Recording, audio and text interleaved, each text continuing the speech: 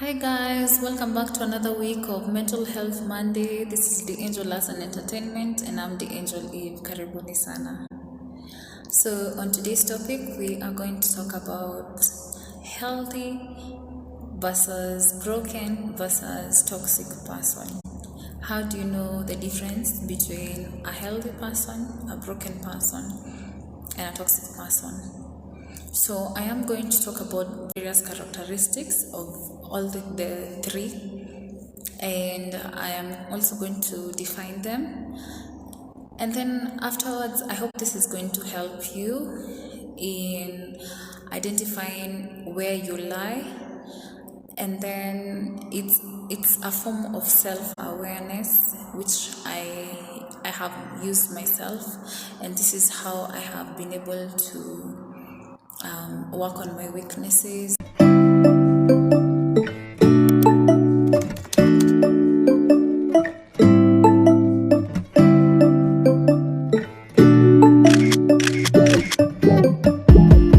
When I wake up, I feel cozy, yeah.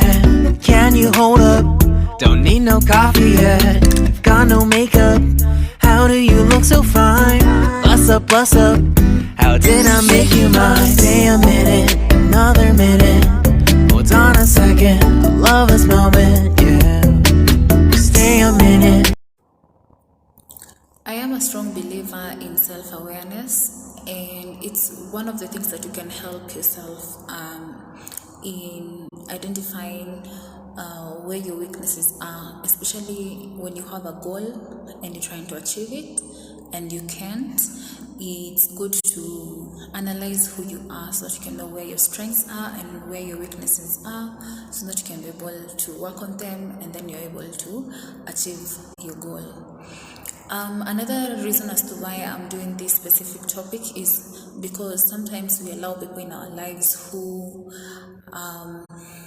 they don't bring, they're not a blessing, they're more of a curse, and we are unable to tell the difference between someone who actually need our help, someone who can get the help, and there are people who actually can't. It is important to know the difference, and when you have different kinds of people and you meet different kinds of people every single day, they may be friends, they may be people you're trying to date, they may be family members, and there are people who, when you're around them, you are constantly growing, and there are others who you feel like you have to walk around.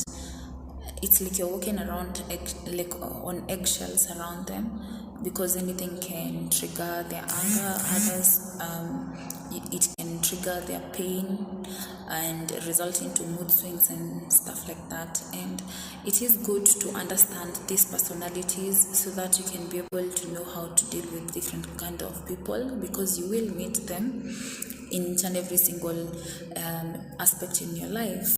How are you going to know the difference? The way you know the difference is by learning, and I am a big fan of learning different things and learning new things. So without further ado, I'm going to start, and I'm going to start with the characteristics of a mentally healthy person. How do you know that someone is mentally healthy, or how do you know that you are mentally healthy? I am going to read a few of the characteristics that I wrote down, and one of them is they feel good about themselves.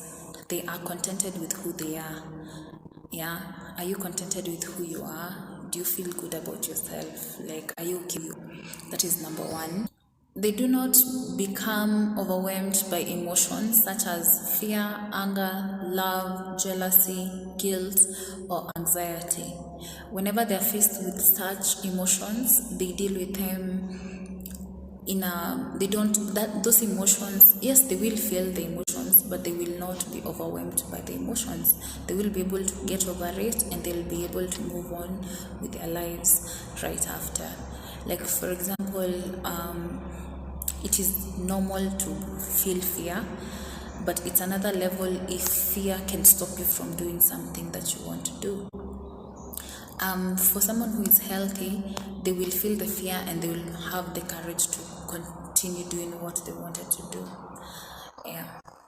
And when it comes to things like love, they are able to make the right decisions when it comes to love. The third point is that they have lasting and satisfying personal relationships. They're able to create friendships or even romantic relationships that last because they love themselves and they are contented with who they are and they feel good about themselves. Therefore, they are able to love the other person and they're able to sustain such relationships in the same aspect. They feel comfortable with other people. It's easy for them to create friendships. They're not intimidated by different personalities. You see, it starts with the confidence of knowing who you are as a person. If you know who you are, you're able to express yourself around other people. You know what you like, meaning that if you go to a place and you don't fit in, you're able to remove yourself from such a situation, and it's not something that will affect you. You will go to people who you actually fit in with, and it's not something that you will dwell over. They don't have issues with rejection. They actually see rejection as an opportunity to grow, maybe in their personality, or maybe if there's something that they need to work on, they usually see it as a challenge to grow. The other point is that they can laugh at themselves with others. These are people who, when you're joking, when someone maybe makes a joke about them, they will actually laugh at it. They'll be like, they will laugh together with others, and they will not take offense out of it, and they actually understand criticism. They understand sarcasm. Okay, the other point is that they have respect for others and themselves, even if there's a difference between them.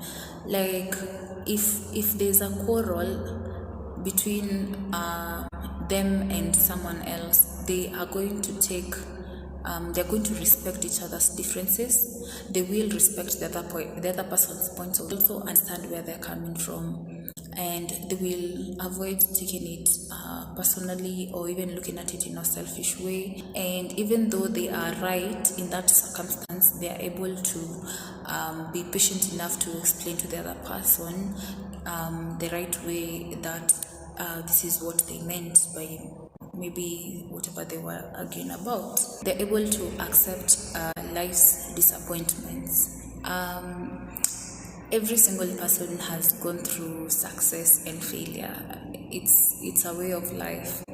When they face failures in life, they usually go back and find out where they failed, and they try and correct it and make sure that they're able to achieve maybe whatever they didn't achieve the next time.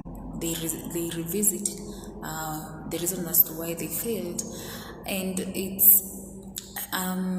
they're able to get over the disappointments, and they use it as a challenge to the next step in life. The other point is that they can meet life's demands and handle their problems when they arise. The other point is they make their own decisions. They shape their environment whenever possible and adjust to it when necessary.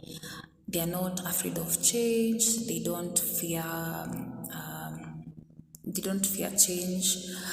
They adjust to the environment the way things. If something was working on an A level and it has changed to a B level, they will adjust to the B level. Mentally broken person, like how do you know whether someone is broken or you fall under this category?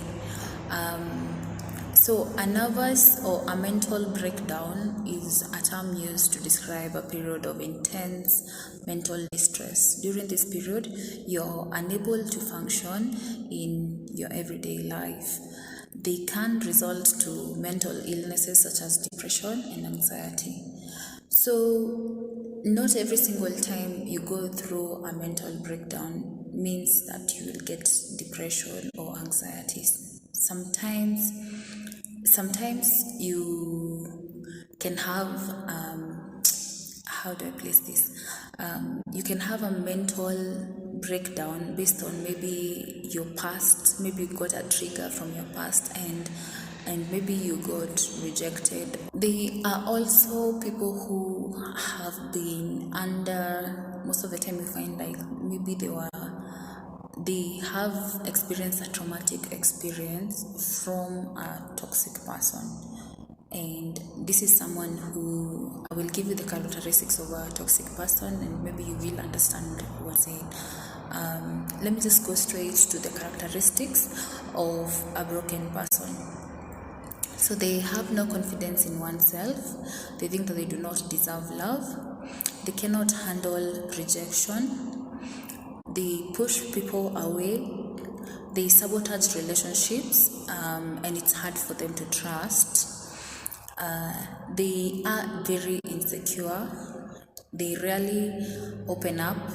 It's very hard for them to trust and open up and tell you what is going on with them. They are quiet during arguments. They are sensitive. This means when someone is sensitive, it means that it's very easy for them to be triggered. So one time they're happy, and then maybe you will say something that will trigger their trauma, and all of a sudden the mood will change. Therefore, they have very drastic mood swings. Like anything can trigger. Maybe you didn't mean to hurt them, but they will see it as though like you're trying to hurt them. They constantly need compliment. And even though they do need the compliment, they usually don't, how do I place it? They don't believe the compliment. The reason why they constantly need compliments is because they were traumatized by someone who constantly made them feel bad about themselves. So they have self-esteem. Therefore, they need to constantly hear someone remind them about their positive sides. And you usually find that this is someone who was constantly being told about their negative side, to a point whereby that is all they think about. They think about their weaknesses, they think about what they can't achieve, and that is, they are constantly thinking about their negativity. So the reason why they need compliments is because someone like that, you're reminding them of their positive side, which they actually do not believe. It's actually a roller coaster.